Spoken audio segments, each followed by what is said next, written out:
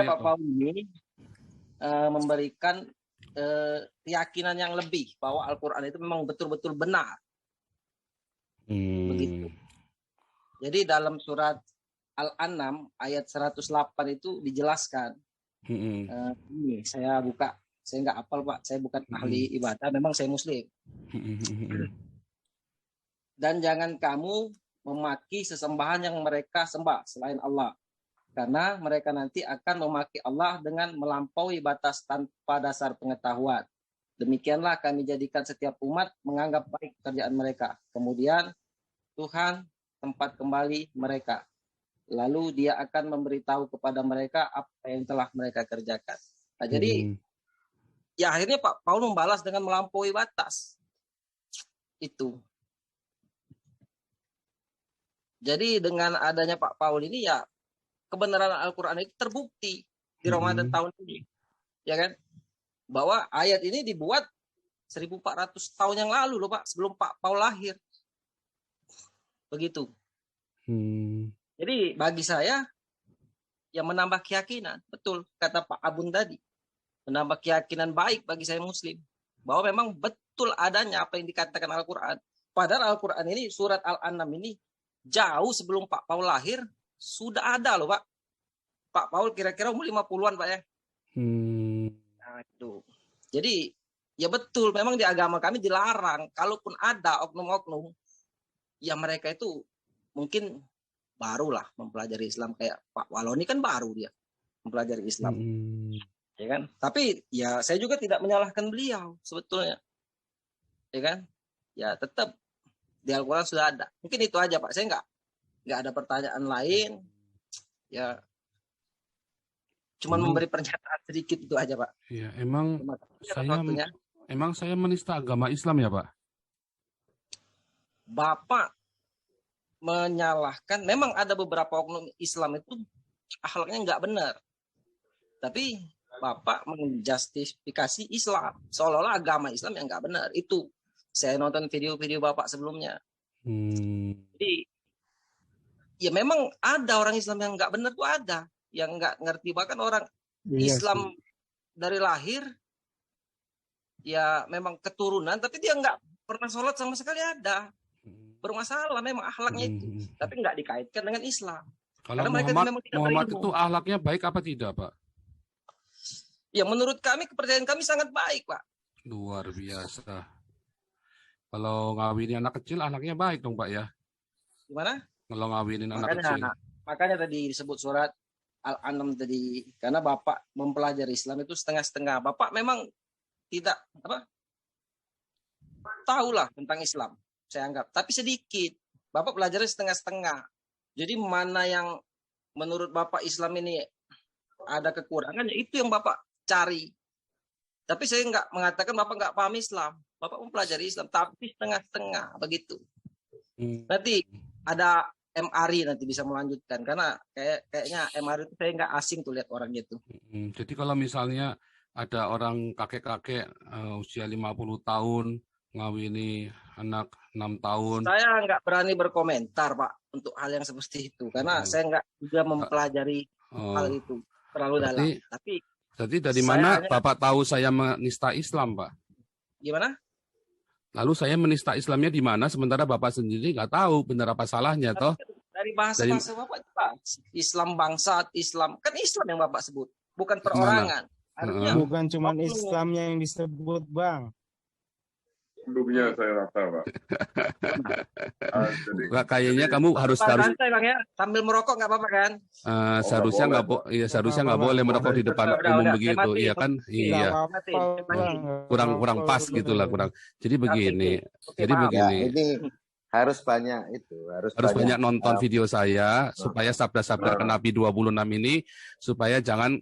Sebenarnya yang kamu tujukan kepada saya ini adalah berbalik kepadamu sendiri, bahwa ternyata kamu tidak memahami sabda palon dari Nabi ke-26.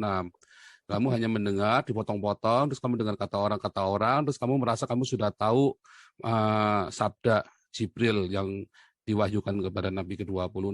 Nah, jadi nampaknya kamu harus lebih banyak lagi untuk tafakur, ya, dan lebih banyak lagi bersikir sambil berkata, tiada Tuhan selain Yesus, dan aku mengakui bahwa Paul Zhang adalah Nabi ke-26, utusan Yesus Kristus. Saya kira perlu begitu, Pak ya. Saya kira komentarnya hanya saja. Kami Pak harus banyak mendengar Pak Bambang Nursena nih Pak Paul. Iya, sudah menjalankan Pak. Ajaran Yesus sudah kami jalankan. Kami disunat, kami meninggal dikapanin, ya kan, itu kan ajaran-ajaran Yesus juga kan. Coba Bapak dengarkan banyak itu Bambang Nursena, Pak. Saya nggak berani berdebat terlalu jauh, ya kan, karena ilmu saya terbatas, saya akui lah Pak. Ya kan? Kamu tuh belum ngajarin. Bisa lanjut nanti Pak Ari lah. Bisa lanjut. Kamu tuh belum ngikutin ajaran Yesus. Kamu itu belum dibaptis. Ya saya orang Islam, nggak perlu dibaptis. Yesus menyuruh baptis, bro, bukan Yesus sunat. suruh baptis, bukan sunat. Tapi kalau dengerin Pak Bambang Nursena bisa dibaptis itu, Tapi Pak. poinnya gini loh Pak, yang harus saya sampaikan Pak. Jadi sebetulnya Pak Paul ini telah menambah keyakinan saya. Oh, memang ayat Al-Quran itu betul.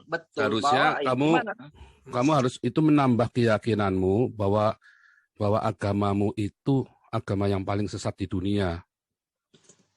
Berarti kalau kamu dengarnya kamu malah makin yakin bahwa Al-Quran itu makin benar, maka sebetulnya kamu itu belum mendengarkan pengajaran sabda Nabi ke-26 dengan benar-benar tuh. Karena saya tidak pernah menista Allah kamu. Itu kan tadi sabdanya bilangnya apa? Jangan menista sesembahannya, sehingga mereka menista dengan melampaui akal. Saya itu nggak pernah menista, saya itu hanya cerita apa adanya loh. Ya itu menurut Bapak. Loh, kok menurut saya? Jadi kamu yakin bahwa orang kakek-kakek 50 tahun terus ngawini anak 6 tahun itu baik begitu? Bagi kami hal-hal seperti itu nggak penting lah Pak. Yang penting akhlak dulu lah ya kita. Bagi saya itu penting sekali Pak. Dari seleranya dia. Bapak bahas nggak masalah Nabi Muhammad, akhlak Nabi Muhammad pernah Bapak bahas nggak? Memang akhlaknya seberapa baiknya Nabi Muhammad? Kamu tahu nggak kamu Ramadan, kamu Idul Fitri itu kamu lagi ngerayain apa? Kamu tahu nggak? Gimana? Kamu itu Idul Fitri, lebarannya kamu sedang merayakan apa sih sebetulnya? Kamu kan sedang merayakan kemenangan perampokannya Nabi Muhammad, nabinya kamu, atas orang-orang Quraisy kan, menjegal rombongan kafilahnya orang Quraisy kan. Itu versinya Bapak. Loh, kok versi saya? Itu sejarah itu, Pak. Sejarah itu. Lah kamu orang Islam kamu nggak ngerti gitu. Makanya ini sabda Jibril kepada Nabi ke-26 untuk meluruskan. Jadi jawabannya kayak gitu. Iya, wah Islam matakia semua. Dalam belajar yang baik-baik, lebih baik lagi. Iya, ini bacanya kurang banyak dia. Makanya kalau mendengarkan sabda Nabi ke-26 itu harus yang teliti. Kalau cerita akhlak, saya yakin Nabi ke-26 ini akhlaknya jauh lebih baik daripada Nabi ke-25. Aku yakin saya. Betul itu. Saya nggak pernah nidurin anak kecil. Saya nggak pernah ngerampok. Saya nggak pernah bunuh orang. Ya, saya juga tidak mengawini menantu saya sendiri. Istri saya cuma satu. Jadi saya jelas akhlaknya jauh lebih baik. Saya tidak pernah suruh untuk membunuh orang Yahudi. Bunuh semua orang Yahudi, nggak pernah. Justru saya bilang, kasih makan itu orang-orang Islam, supaya jangan mudah dihasut untuk bikin khilafah. Ya kan? Coba lihat semua video-video. Ayo kasih makan. Ada nggak saya contoh perintah bunuh? Nggak pernah ada. Malah bilang, jangan. Kalau ada yang memaki-maki itu, nggak boleh kamu begitu. Malah gitu kan. Jangan. Terus masalah orang Islam seperti itu. Ya, Nabi Muhammad itu kan kata Bapak tadi menikah waktu umur 6 tahun kan ya? Muhammad menikahnya waktu umur 25 tahun. Enggak, maksudnya menikahi Aisyah yang katanya anak kecil itu. Nah, itu sesuai riwayat hadisnya itu. Dijelaskan kalau Muhammad itu baru berhubungan seks itu waktu Aisyah menginjak umur 9 tahun. Dan di saat itu orang-orang Arab itu kan pubertasnya lebih cepat. Karena dirasa mereka sudah pubertas, sudah menstruasi. Lalu apa salahnya kalau melakukan seks dengan anak yang umurnya 9 tahun, Pak? Kan nggak ada salahnya itu. Kan sudah pubertas. Nah, itulah dia. Begitu kamu berpikir nggak salah, itu disitulah letak immoralitasmu. Moral tidak bagus. Itu dia. Nabi kok tidak punya moral tuh. Dan faktanya kan itu orang Eropa, orang Timur Tengah itu itu moral tidak bagus itu. Masa kawin anak kecil. Tuntunan harus baik. Itu mana ada pubertas orang Timur Tengah, orang Eropa pubertas sama. Mana ada umur 9 tahun ke atas. Bahkan orang itu kan hitungannya itu orang hitungannya kalau sudah jadi nabi.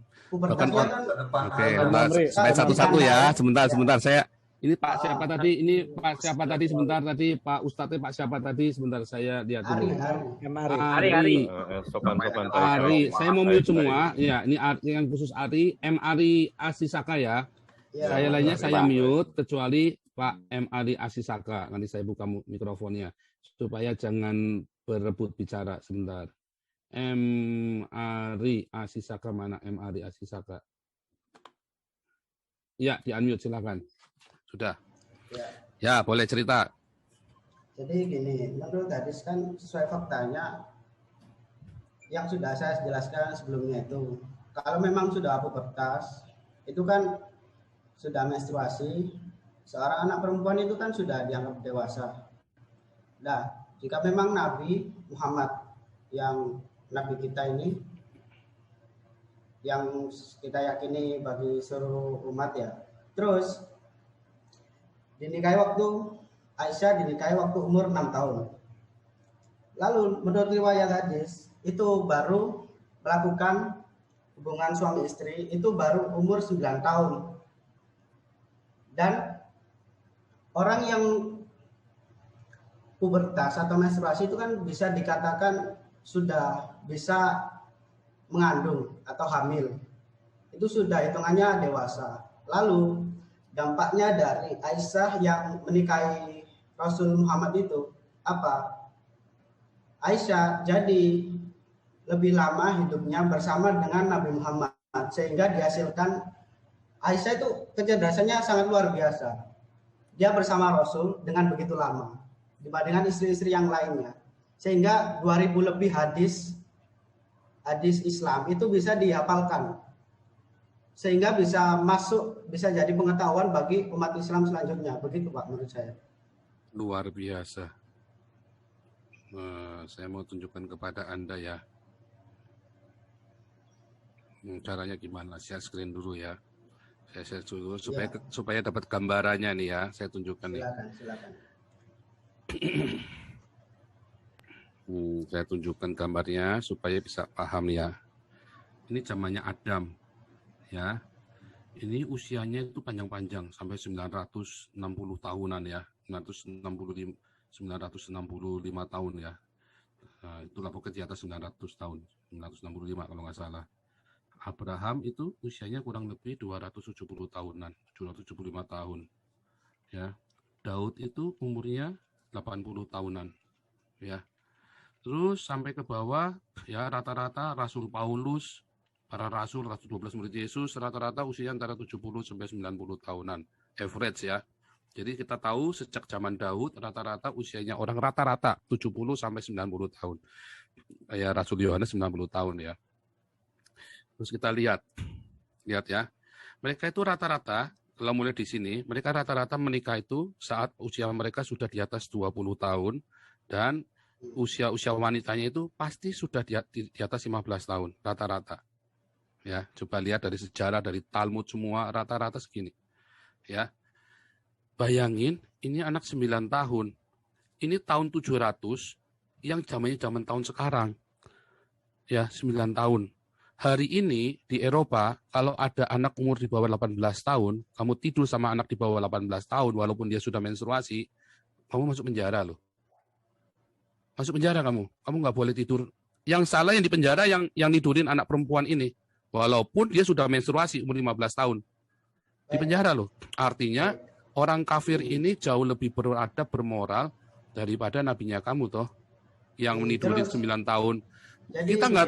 Kita tidak tahu itu sudah menstruasi atau belum karena tidak pernah disebutkan dia dalam hadismu itu sudah menstruasi. Itu semua adalah asumsinya kalian. Itu sudah ada dalam hadis. Ya hadisnya itu nggak tahu hasan atau daif atau perawinya itu kan cuma hadis yang bertentangan satu sama lain. Ya, intinya adalah kamu bayangin anak 9 tahun Ya. Sekarang itu ya kayak Syekh Puji tuh, terus dia nidurin anak 9 tahun. Terus dia hamil umur 9 tahun misalnya. Kamu kebayang enggak tuh anak 9 tahun itu hamil? Tapi buktinya ada, Pak. Beberapa orang Indonesia bisa hamil sampai umur 9 tahun sudah hamil ada. Nah, justru itu. Menurut kamu itu beradab apa enggak itu? Apa itu mau diterapkan di Indonesia? Lah kalau memang sudah menstruasi kan beda-beda ya. Orang perempuan itu kan menstruasi beda-beda. Iya, anak 9 tahun ya. Anak 9 tahun. Ya, jangankan anak 9, itu baru lulus SD, terus kawin, terus dia hamil. Menurut kamu itu beradab apa enggak coba? Ya. Tapi dulu nggak ada SD kan, Pak. Loh, ini kan kita lagi oke lah, jangan bilang SD lah, umur 12 tahun lah. Kita cerita umur 12 tahun lah. Sebentar, saya kan mau menjelaskan, jangan dipotong dulu. Kita nggak bisa menghubungkan korelasi hukum sekarang dengan nilai-nilai sekarang dengan zaman dahulu. Karena apa? Dulu belum ada pemerintahan di sana, ya kan? Dan batas-batas umur seseorang untuk menikah, untuk pubertas, untuk menstruasi dan lain-lain kan belum diatur, Pak. Dan kalau memang sekarang ya, kalau umat Islam kan selalu berkembang sesuai zamannya. Kalau memang diatur anak umur beberapa tahun bisa baru menikah, itu kan nggak masalah kalau umur dengan hukum sekarang kan bisa berkorelasi. Tapi itu kan hukum negara, berbeda dengan hukum Islam kan. Nah, kalau mau itu diterapkan, Indonesia kan harus jadi khilafah dulu.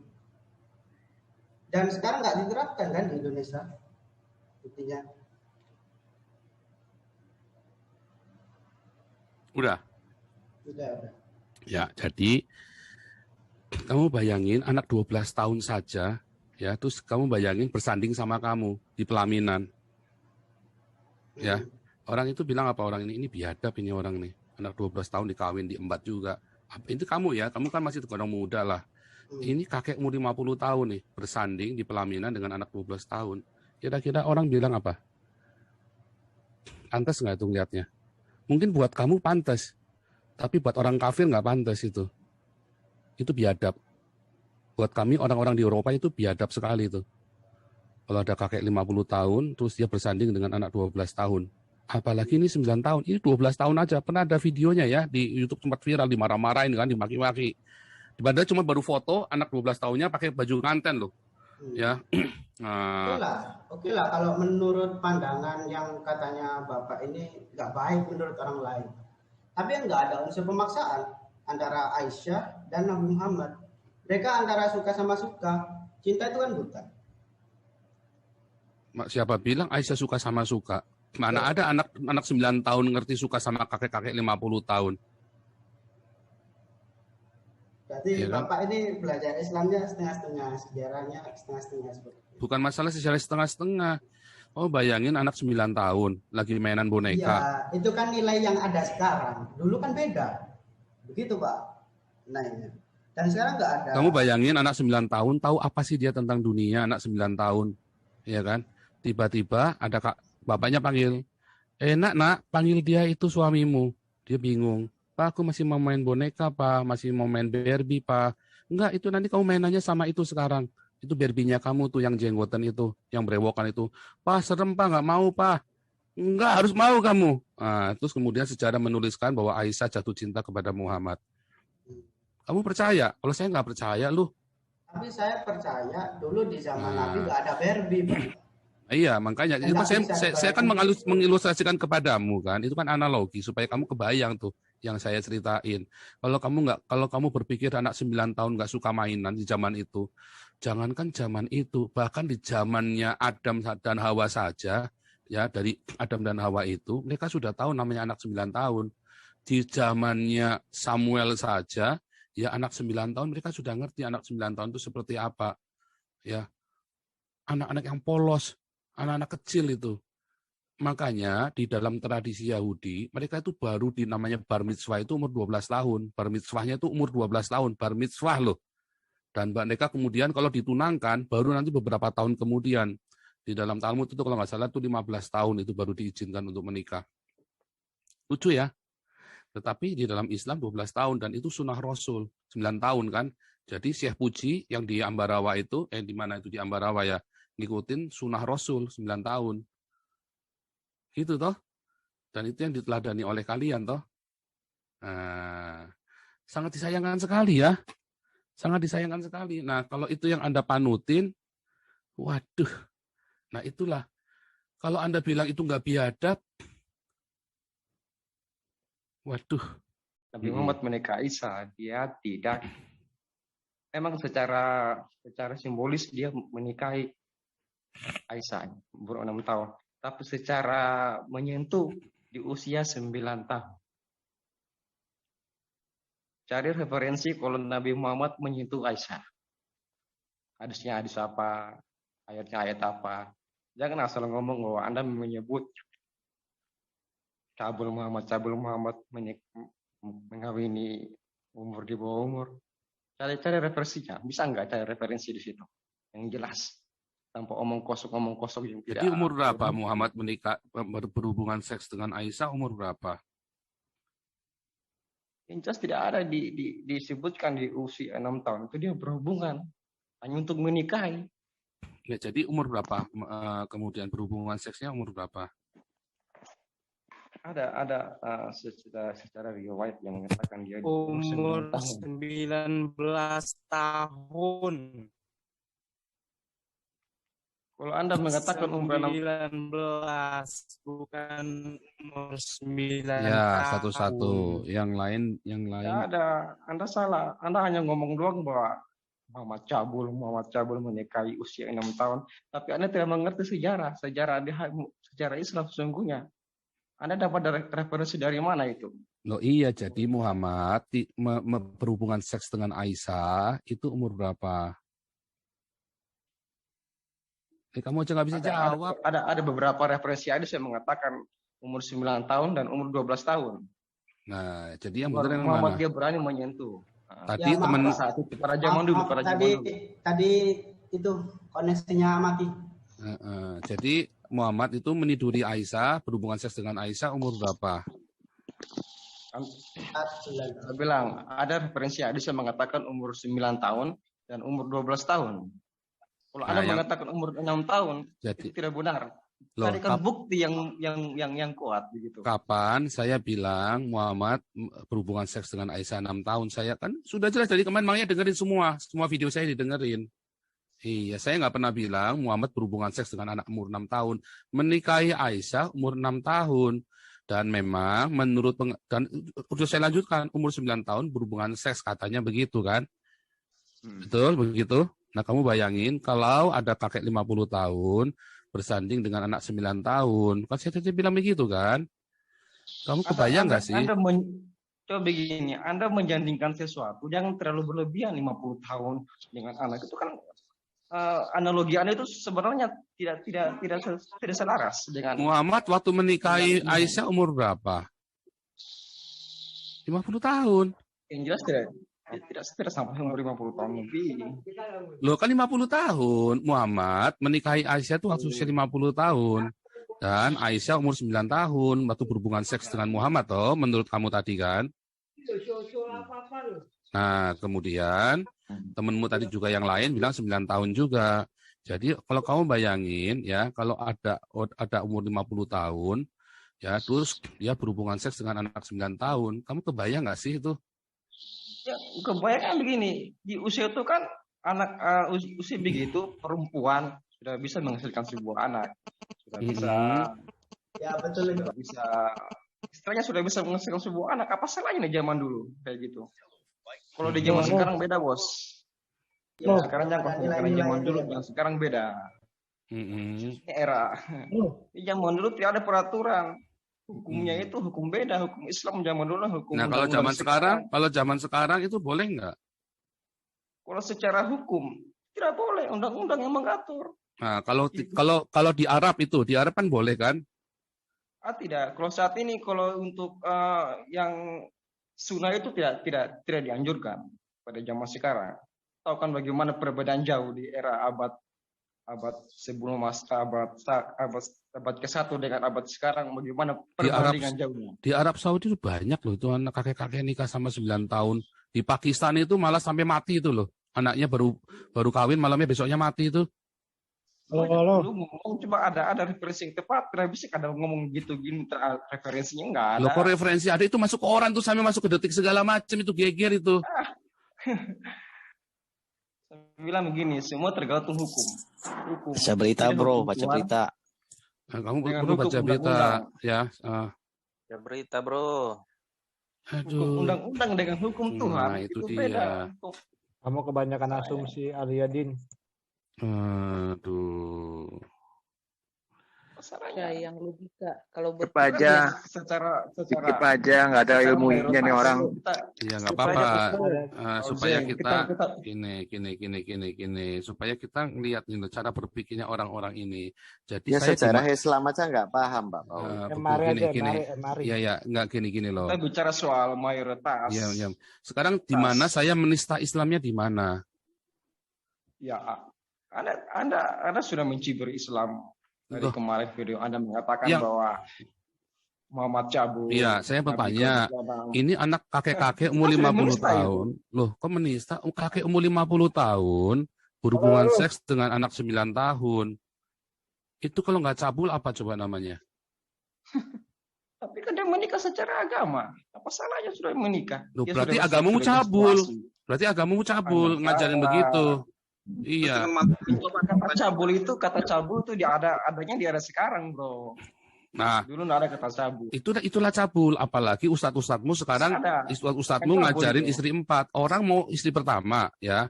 Terus mau istri kedua. Istri pertamanya udah punya istri pertama, dia udah buka cus kubrak olah bebe, terus yang lihat tengok tetangganya, aku pengen lagi. Itu cabul tuh. Di dalam kekristenan itulah definisi cabul. Maka saya sedang mengukur nabi kamu, ya, yang katanya penyempurna ajaran Kristen, ya, ternyata nabi kamu itu parah sekali.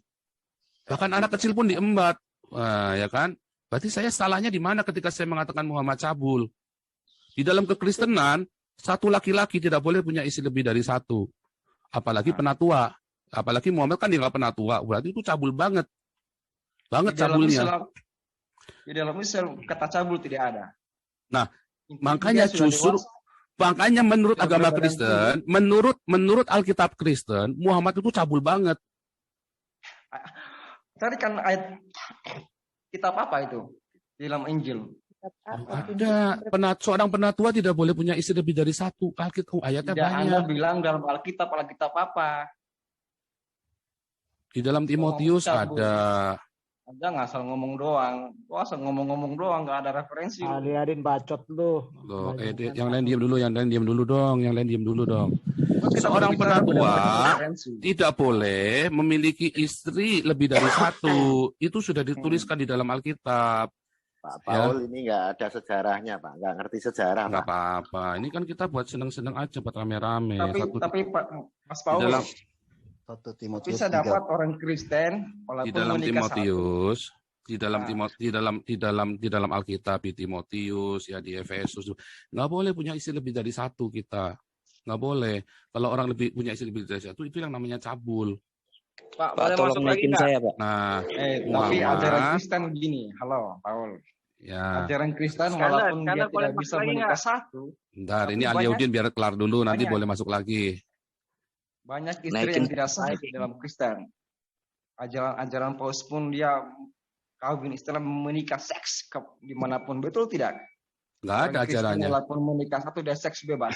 Nggak ada ajarannya. Nggak ada. Mana buktinya di mana? Bohong lagi. Nggak ada. Suruh saya itu. Wah, itu kamu malah karena inilah yang namanya penistaan agama. Nggak ada ayatnya tuh. Itu Islam lahirnya di abad berapa saya nggak tahu, Pak. Saya yakin itu.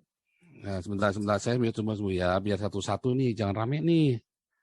Oke, siapa dulu nih? Ini. Tadi Aliudin dulu ya. Aliudin, mana Aliudin? Buka satu-satu nih, jangan ruwet-ruwetan, nanti nggak enak suaranya. Aliadin, ya silakan buka mikrofonnya. Aliadin. Mana dibuka mikrofonnya Aliadin? Mana nih Aliadin? Aliadin?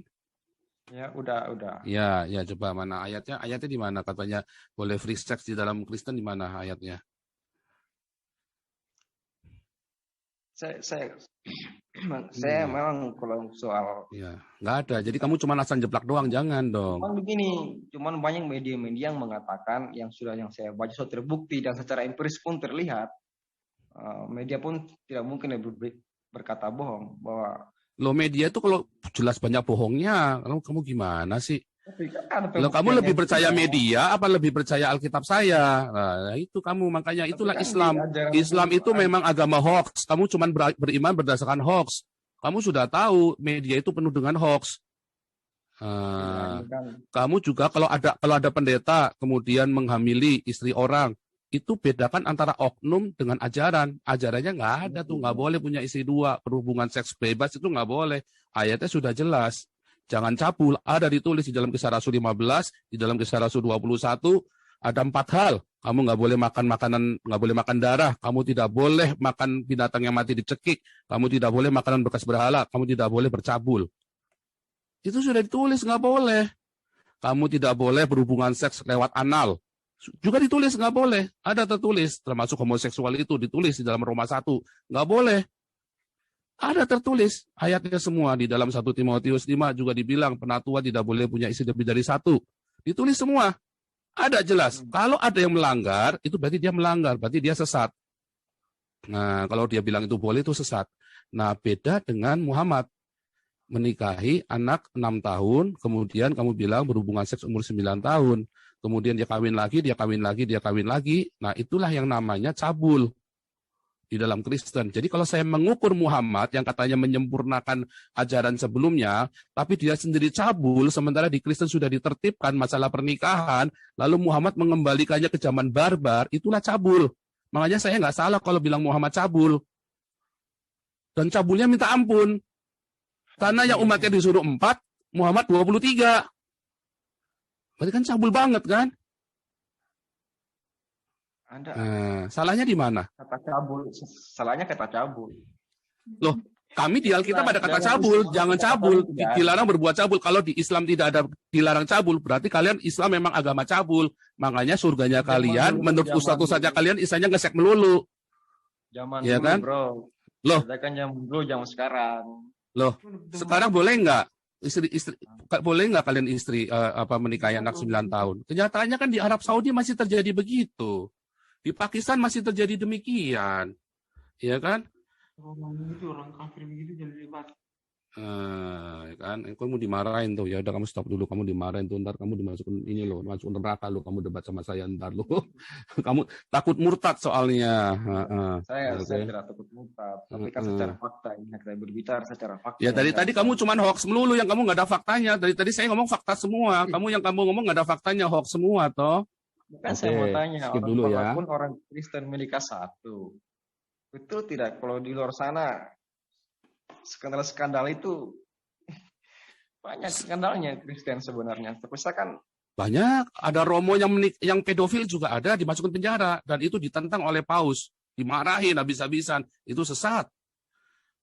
Ada nggak orang Kristen yang korupsi? Ada nggak orang Kristen yang membunuh? Itu di LP banyak orang Kristen. Apakah itu ajaran Kristen? Bukan.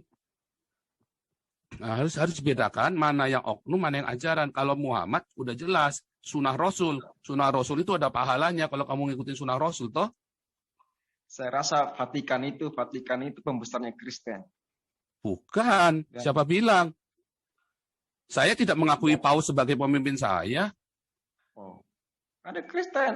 Kamu nggak ngerti apa-apa, jadi kamu harus belajar dulu. Makanya kamu banyak yang kamu nggak tahu, tapi kamu merasa sok tahu. Itulah yang saya bilang. Kalian orang beragama Islam, taunya dikit merasa tahu banyak. Ya itu nanti makanya saya bilang kalian orang Islam goblok. Karena kalian kebiasaan hoax, taunya dikit, tapi rasanya taunya udah banyak banget. Makanya saya bilang kalian orang Islam goblok. Itulah sebabnya yang pintar-pintar memanipulasi kalian. Asal Allahu Akbar, bakar kalian kerja semua. Padahal kalian ngerti nggak kalau Paus itu bukan pemimpin saya? Kamu kan nggak tahu struktur di dalam kekristenan seperti apa, ke Katolik itu seperti apa. Kamu kan nggak tahu kan? Nah, kamu kan beda. Nah, kamu kan nggak ngerti Katolik itu seperti apa. Tapi kamu rasanya udah lebih tahu dari saya, iya kan? Seperti Irena Handono, seperti Yahya Waloni.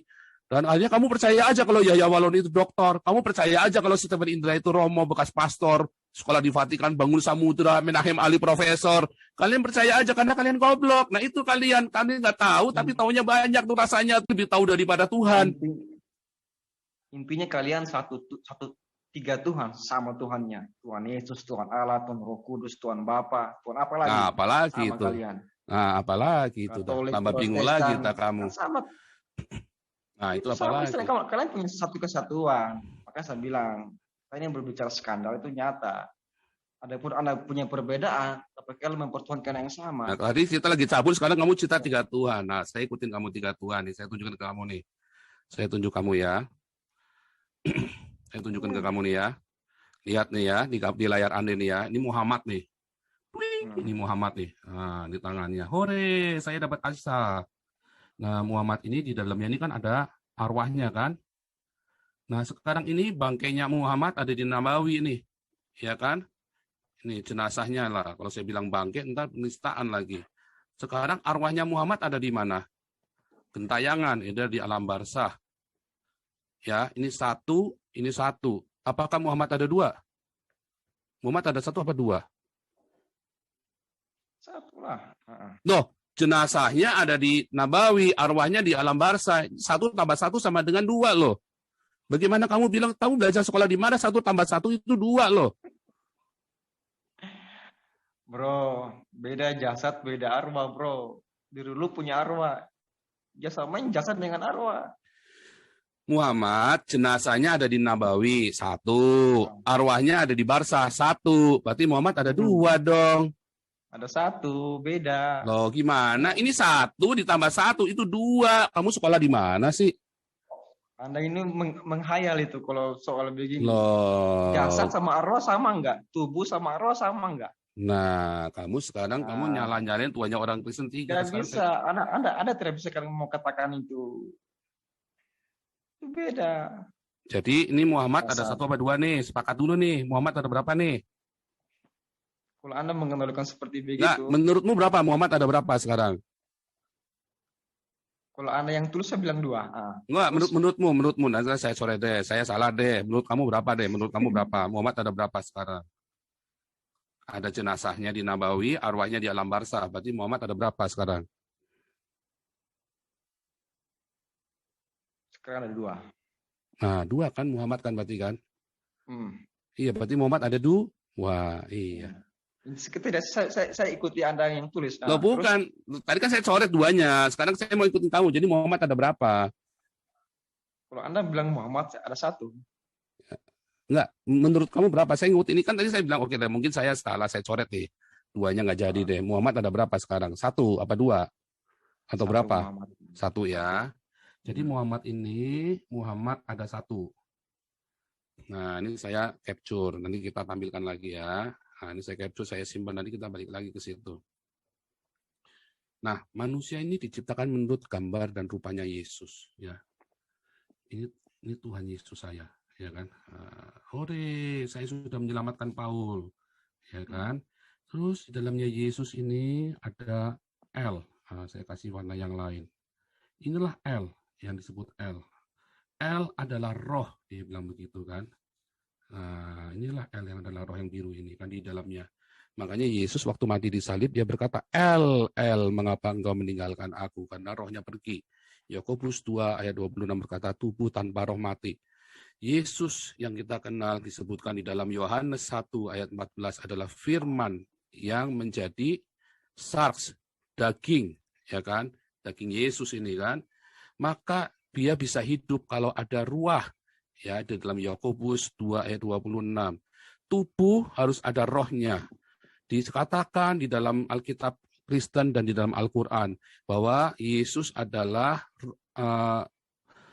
ruah dari Elohim, Isa rohullah wa kalimatuhu, firman Allah, ya, dan Isa adalah roh Allah sendiri yang menjadi daging. Kemudian ada Roh Kudusnya di dalam di sini yang menuntun karena ini ada Roh Kudusnya ya.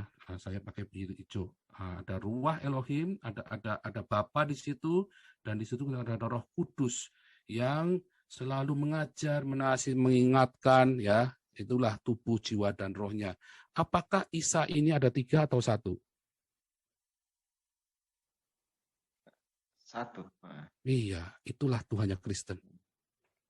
Itu kan berdasarkan analogi. Artinya analogi bukan analogi, kamu. bukan. Alkitab mengatakan manusia diciptakan menurut gambar dan rupa Yesus. Kejadian 1 ayat 26. Oke, manusia kan? Manusia. Anda Manusia diciptakan, manusia itu terdiri dari tubuh, jiwa, dan roh. Sama dengan Yesus. Ada Bapa di dalamnya dan ada Roh Kudus di dalamnya. Maka itulah yang disebut, yang kalian sebut-sebut itu, bilang Allahnya tiga itu bukan. Itulah sama, itulah Yesus. Anda manusia bukan? Saya manusia. Anda manusia bukan? Itu saya manusia. Ulangi yang tadi. Loh, sama, manusia itu juga ada tubuh jiwa rohnya. Sama. Nah, Yesus juga ada tubuh jiwa rohnya. Loh, saya diciptakan menurut gambar dan rupa Yesus, betul. Betul. Berarti Anda tidak bisa dikatakan juga Yesus. Bukan. Bukan. Saya diciptakan serupa dengan Yesus. Serupa dengan Allah. Nah, itulah Allah Kristen. Terus bagaimana bisa berkomunikasinya Yesus dengan, artinya begini, aku lebih besar daripada Bapa. Adakah yang seorang Yesus mempertuhankan dirinya, membesarkan dirinya? Itu kan tidak masuk akal. Tidak ada komunikasi antara satu dan yang lain. Kalau bisa berkomunikasi. Nah, saya tunjukkan nih. Saya tunjukkan lagi ya. Jadi kita sepakat, ini kan satu kan. Inilah yang namanya satu. Ya, kan kita sepakat. Berarti Yesus itu satu, bukan tiga. Ada Bapa di dalamnya, ada Roh Kudus di dalamnya, dan Yesus sendiri adalah daging. Ya, sekarang kita bersihkan. Lihat ya, ketika Allah Elohim Maha Besar, Gadol, Akbar, kalau kamu bilang Allahu Akbar, kalau orang Israel bilang Elohim Gadol, Maha Besar, andai kata ini semua, ini adalah Allah semua, yang semesta alam. Kemudian roh yang sama itu kan juga ada di dalam Yesus kan? Ya kan?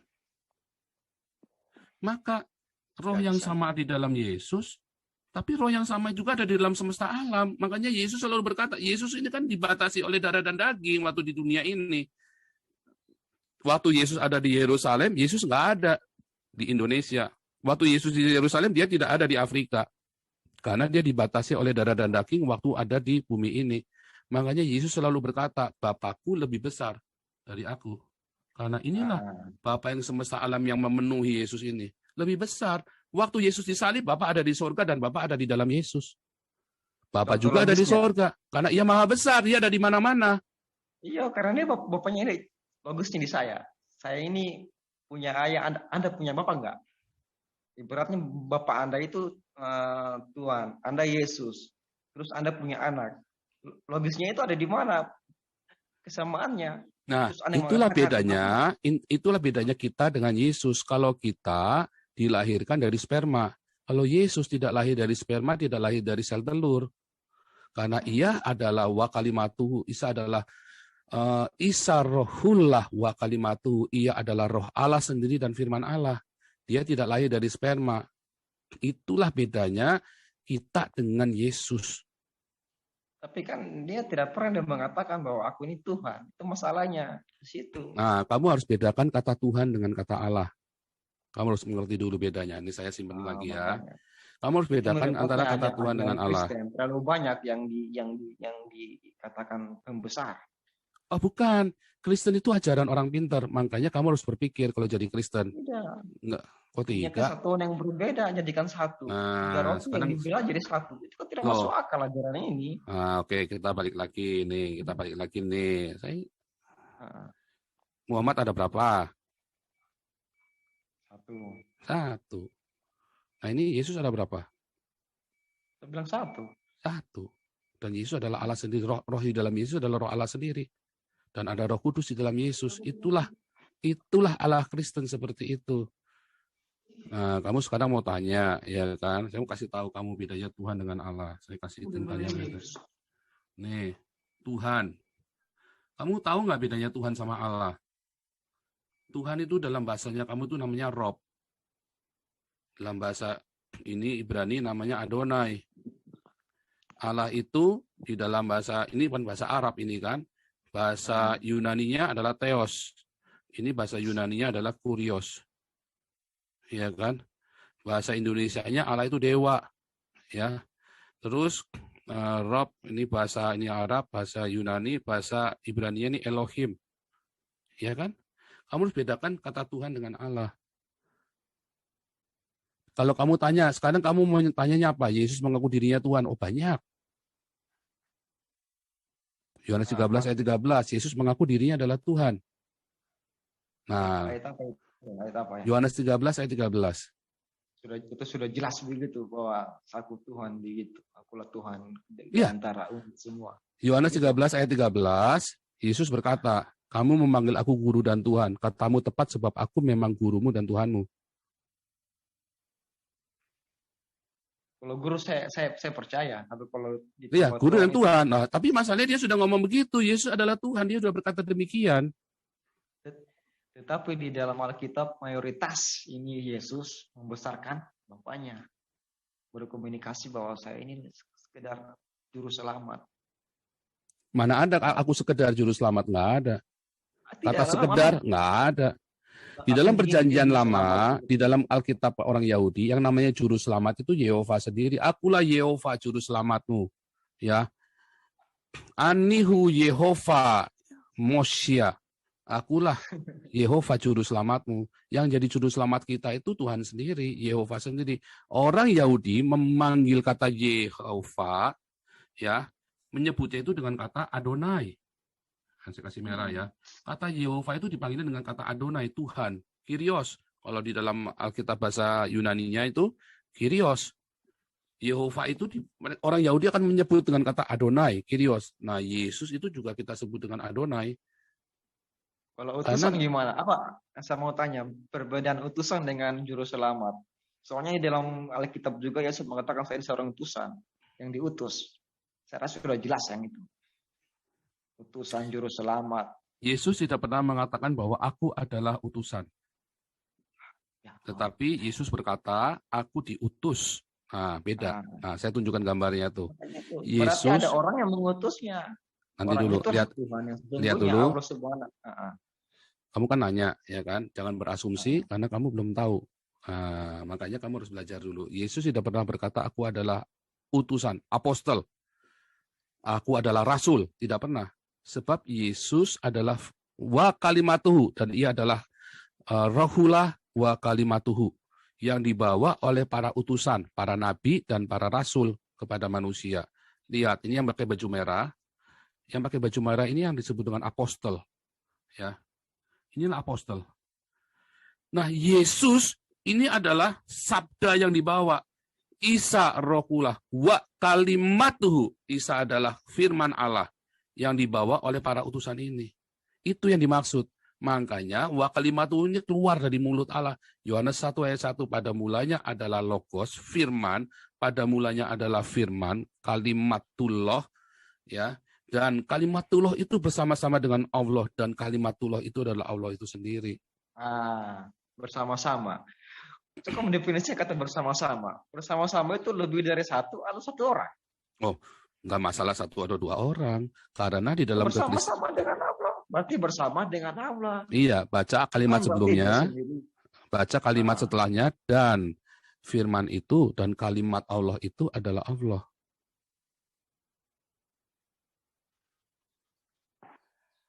Iya, disebut begitu. Kalau saya dalam yang logis saya di dalam ajaran Kristenan, kata firman itu yang lebih logis itu dia kata perkataan.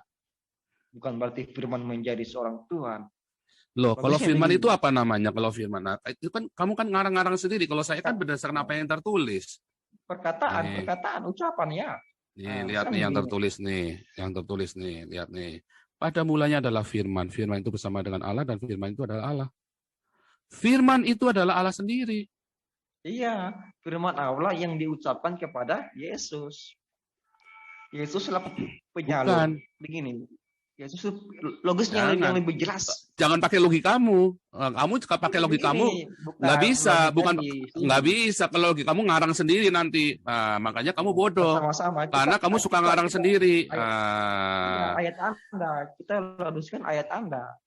Kita bersama-sama firman itu menjadi Allah. Nggak ada firman itu firman itu telah menjadi manusia, ya kan? Perkataan Allah itu menjadi Yesus. Kan Isa rohullah wa kalimatuhu kan. Jangan pakai logikamu. Kamu aja sekolahnya nggak nyampe doktor, saya ini doktor teologi ya. Saya belajar bahasa Ibrani dan Yunani. Kamu nggak ngerti. Kamu merasa logikamu lebih pintar dari saya, kan kebalik-balik. Harusnya kamu belajar yang tertulis, jangan pakai logika kamu. Kamu saja belum tentu kamu lebih pintar dari anak saya. Kamu mau pakai logikamu yang ngawur, nggak bisa. Kamu pakai yang tertulis. Nggak bisa pakai contohmu. Yang tertulis sudah jelas bilang firman itu menjadi manusia. Kamu pakai contoh apapun nggak bisa. Jangan kamu paksakan logikamu kepada orang lain. Yang tertulis sudah begitu. Yang tertulis itu sudah begitu jelas. Tapi kan tertulis bukan berarti saya mengatakan Yesus mengatakan dia Tuhan. Yesus berkata akulah Tuhan. Yesus berkata akulah Tuhan. Yohanes 13 ayat 13 saya bukain. Kok firman adalah ucapan.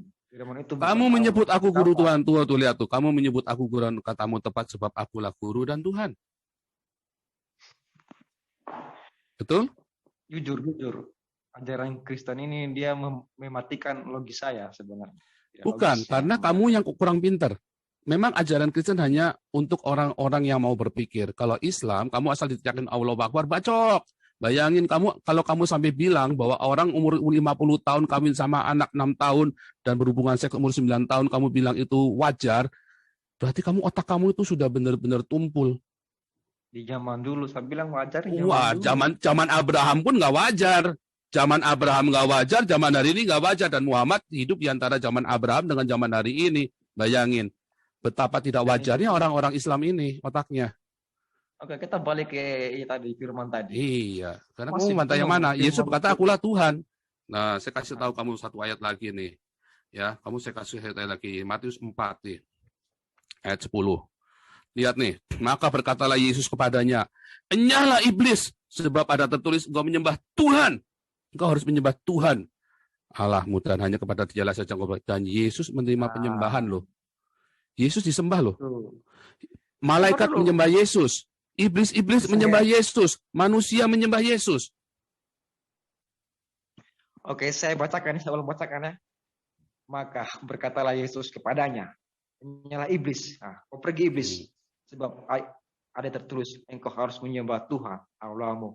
Bukan menyembah saya. Kalau Yesus mengatakan, Yesus berkata, akulah Tuhan. Nah, engkau harus menyembah Tuhan. Berarti bukan dirinya. Menyembah siapa? Menyembah siapa? Tuhan. Menyembah Tuhan. Yesus berkata, kecuali dia tertulis, engkau harus. Akulah guru dan Tuhan. Sama kan? Ini Anda ini penerjemah ini salah ini. Loh, kok penerjemahnya salah? Kamu emang lebih pintar dari saya. Kamu bisa bahasa Yunani? Guru ini sebenarnya bukan Tuhan. Mana bisa? Oh, kok guru? Kamu bisa bahasa Yunani emang? Nah, itu kesalahan dari ajaran Kristenan. Nah, kamu kok jalan-jalan ke Kristen? Kamu bisa bahasa Yunani nggak? Kamu nyala-nyalin Kristen? Kamu aja bahasa Arab aja belum bisa kok, belum tentu bisa lancar kok, ngakiku kok. Nah iya kamu, nah itulah orang Islam. Kamu diajarin bodoh. Kamu nggak tahu, taunya dikit, rasanya lebih tahu dari saya. Yang saya ini sudah keliling dunia. Kamu keluar dari kampungmu aja belum tentu pernah. Masa kamu lebih pintar dari saya? Saya lebih banyak sakit pendeta di Indonesia ini. Di bodoh saya nggak bisa. Tidak logis saya, menurut saya. Kalau memperkonten Yesus, tidak logis. Hah? Kan logis kamu otak gini loh. Otak kamu yang nyatanya, kalau kamu mau bilang logis, nyatanya negara Indonesia yang katanya kamu Islam semua logis semua, kere dibandingkan negara kami yang di Eropa ini. Kami lebih logis dari kamu, kami lebih maju, lebih makmur dari kamu. Berarti mana yang lebih pintar, mana yang lebih logis? Eropa atau orang Indonesia? Loh, kami ini orang yang berpikir logis, kami orang-orang Eropa, kalian orang negara Indonesia yang katanya mayoritas Kristen yang menurut kamu paling logis kan? Bukan orang Eropa. Loh, saya tinggal di Eropa, cara berpikir saya cara berpikir Eropa. Nah, kamu bukan orang Eropa. Jangan bandingkan bicara soal kekayaan. Kok kekayaan? Saya lagi cerita penemuan-penemuan dari Indonesia apa saja selain bikin anak sama obat kuat. Kamu tanya penemuan di Eropa dong. Kamu kan semua impor dari Eropa. Mayoritas penemu orang Yahudi bukan Kristen. Nah, apalagi orang Yahudi lagi, pentolan lagi kan? Nah, kalian sekarang udah tahu orang Yahudi, kalian kutukin lagi. Orang tak punya agama pun bisa menemukan sesuatu. Betul. Berarti apa? Logis kan? Bandingkan begitu. Berarti logis nggak? Berarti logis nggak? Lebih logis. Berarti lebih logis kan? Tuh, para malaikat. Ya, para malaikat menyembah Yesus. Oh, lihat ini, saya tunjukkan ke kamu nih ya. Nih. Yesus berkata, sembahlah Tuhan. Kemudian Yesus berkata, akulah Tuhan. Nah, saya tunjukkan mereka menyembah orang Majus. Maka masuklah mereka ke dalam rumah itu dan sujud melihat anak itu bersama Maria ibunya, lalu sujud menyembah. Menyembah toh? Mereka menyembah Yesus, orang kusta. Maka datanglah seorang penyakit kusta kepadanya, lalu sujud menyembah dia dan berkata, Tuhan. Ya kan? Kayak raja gitu. Saya juga terkadang nonton di Raja Kamboja pun disembah juga, Raja Kamboja sekarang. Artinya bukan Tuhan, hanya Tuhan. Nah, kamu harus tahu kalau orang Yahudi sejak zaman Daniel, Sadrah, Mesakh, Abednego di Babel, mereka tidak pernah menyembah manusia manapun. Waktu Daniel disuruh menyembah lo menyembah kan menyembah toh? Beda menyembah Tuhan dengan Tuhan, itu kata Tuhan, raja. Ibaratnya raja itu, kamu banyak raja yang disembah, tapi bukan mempertuhankan. Nah. Saya tunjukkan ke kamu lagi nih.